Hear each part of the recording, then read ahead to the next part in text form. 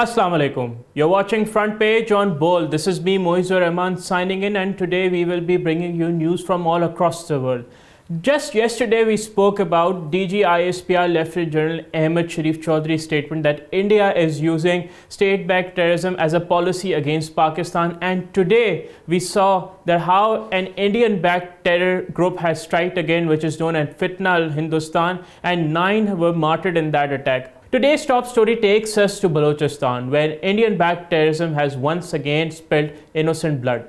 This isn't just another incident or an isolated act of terror, but it is part of a dangerous pattern that Pakistan has warned the world about for years.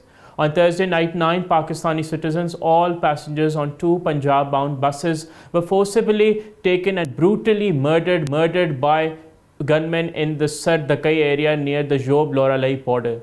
These weren't soldiers. They were civilians. 4 of them were traveling with wives and children.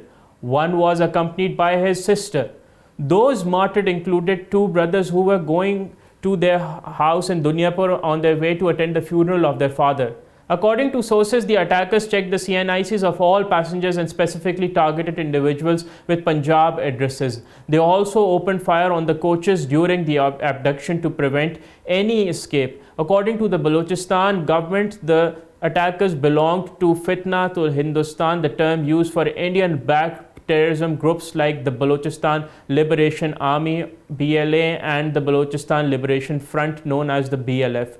These attacks were also reported at 3 different locations, Kalat, Mastung and Sardakai, in a coordinated spree of terror. The BLF claimed responsibility, bragging about the killings after blocking the highway between Musa Khail and Khajuri. Their goals are not political but genocidal, aimed at ethnic division and chaos. They want to rip apart the social fabric of Balochistan. Let's be clear, this is terrorism, plain and simple, and the BLA, as a history and evidence show, is funded, armed and politically shielded by Indian intelligence. The arrest of Kulbhushan Yadav and the confessions of BRA commander Najibullah have exposed and have laid bare New Delhi's role in destabilizing Pakistan through proxy violence. President Asif Ali Zardari, Prime Minister Shahbaz Sharif and Chief Minister Sarfaraz Bugti all condemned the attacks and vowed swift retribution. The blood of innocent people will be avenged, the Prime Minister said, and it must be. Justice must not only be promised, it must be delivered. These attacks are not just a threat to Pakistan, they expose India's dirty role in South Asia.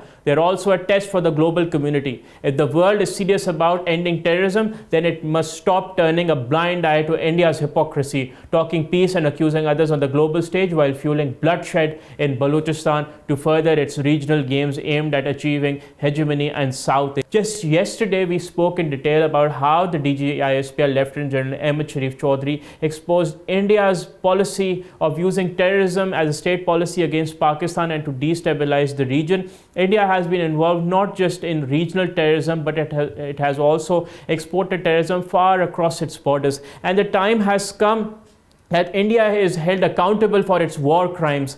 These are a violation of international law, human rights, and violation of any sanctity of any country must not be tolerated. Pakistan stands steadfast in actually safeguarding its borders, and we are committed to fight to terrorism till we have to go to any extent. We will continue to discuss this topic in great detail because it is imperative that India's nasty role in destabilizing the world and in terms of terror export must be exposed in front of the entire world. Now let's talk about Pakistan's Army Chief Field Marshal Asim Munir's statement, where he has dismissed India's desperate blame game over the May conflict defeat. Pakistan's military leadership has categorically rejected India's baseless allegations of foreign military assistance during the May conflict, with Army Chief Field Marshal Syed Asim Munir dismissing these claims as desperate attempts to deflect from India's comprehensive military defeat earlier in May. Speaking at the 271st Corps Commander Conference at the General Headquarters in Rawalpindi, Field Marshal Syed Asim Munir exposed India's disingenuous tactics, stating that invoking third parties in what was unmistakably a bilateral military confrontation reflects India's failed attempt at bloc politics aimed at falsely projecting its self-assigned role as a regional security provider. The facts are clear. India's Deputy Army Chief Lieutenant General Rahul Singh had claimed that China provided live intelligence inputs to Pakistan about key Indian positions during the May conflict.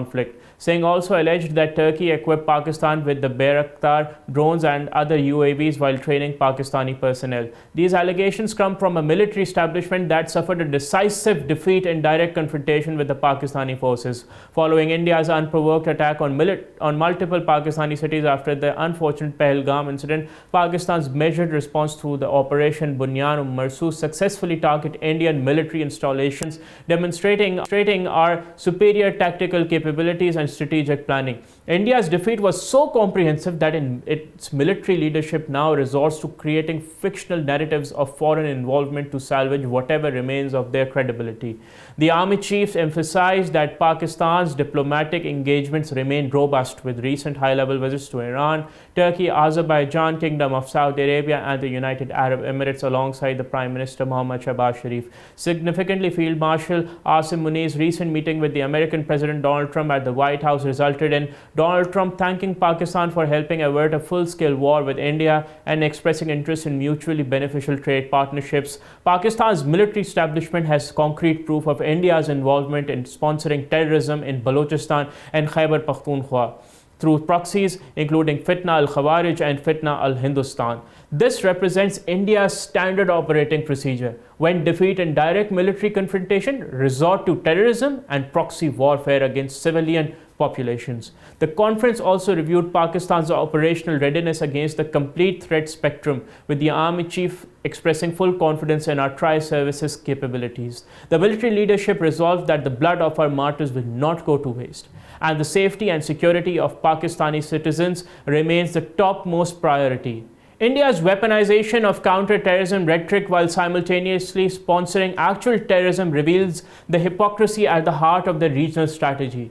Their defeat in May exposed the reality behind their inflated military posturing, forcing them to concoct elaborate conspiracy theories about foreign assistance rather than acknowledging Pakistan's superior military capabilities and strategic planning.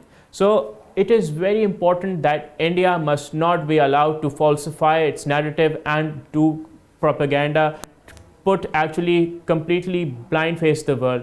The time has come that the world holds India accountable, and we will continue to expose India further. But now let's talk about another important topic where the Kingdom of Saudi Arabia has done an appreciable initiative where it has led the Global Child Protection Initiative. The United Nations Human Rights Council has unanimously adopted a resolution which is very groundbreaking. It is a Saudi-backed resolution on protecting children in cyberspace, marking a significant milestone in global child safety initiatives, with Pakistan amongst the core supporting nations. Inspired by His Royal Highness the Crown Prince Mohammed bin Salman's global initiative, the resolution titled Protected Children in Cyberspace was presented by Saudi Arabia's permanent mission to the United Nations and international organizations in Geneva.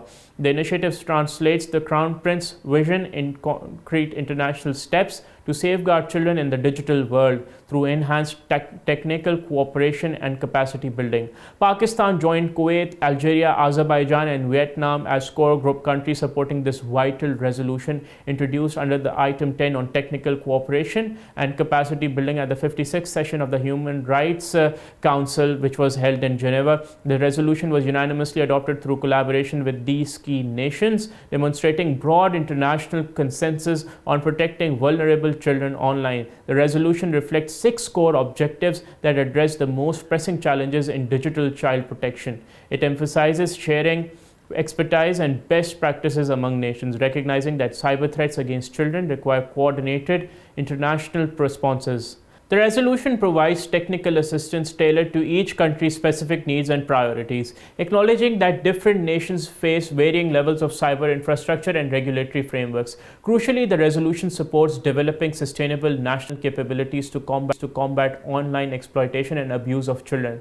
This includes building robust legal frameworks, training law enforcement agencies and personnel, and establishing specialized units to investigate cyber crimes against minors. The initiative enhances communities' ability to address digital terrorism and challenges through education and awareness programs, targeting parents, educators, and children themselves. The resolution underscores Saudi Arabia's commitment to fostering international cooperation in terms of technology and creating safer digital environments for children worldwide. This leadership role by His Royal Highness the Crown Prince Mohammed bin Salman demonstrates how responsible nations can leverage multilateral platforms to address graving problems and emerging global challenges that transcend national boundaries. The Ambassador Abdul Mohsen Majid bin Kothailia, Saudi Arabia's permanent representative to the United Nations and international organizations in Geneva, spearheaded the diplomatic efforts that secured unanimous adoption.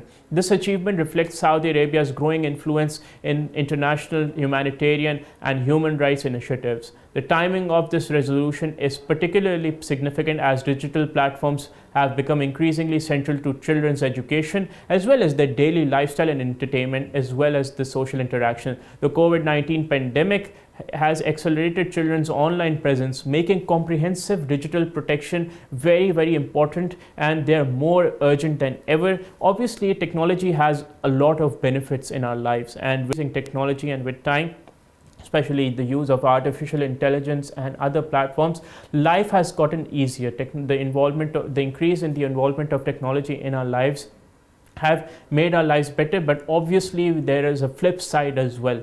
Without digital protection, these technologies can be very detrimental as well as very dangerous, especially to children who are vulnerable, who are immature. So it is important that frameworks are adopted, and the Kingdom of Saudi Arabia as well as His Royal Highness the Crown Prince of Saudi Arabia Mohammed bin Salman must be appreciated for this amazing initiative that the kingdom has taken to actually protect children all across the world against the abuse, online abuse that they may face. So we will continue to discuss this topic because this is very, very important for our society and for every part of the world when it comes to the children as well as the entire social and cyberspace across the world. We will continue to discuss these as well as other topics because we discuss topics that you hardly find anywhere. We will be continuing to discuss, but our show has come to an end. Please take a lot of care of yourself. Do share your feedback on both social media platforms. This is me, Moiz Rahman, signing off. Thank you and Allah Hafiz.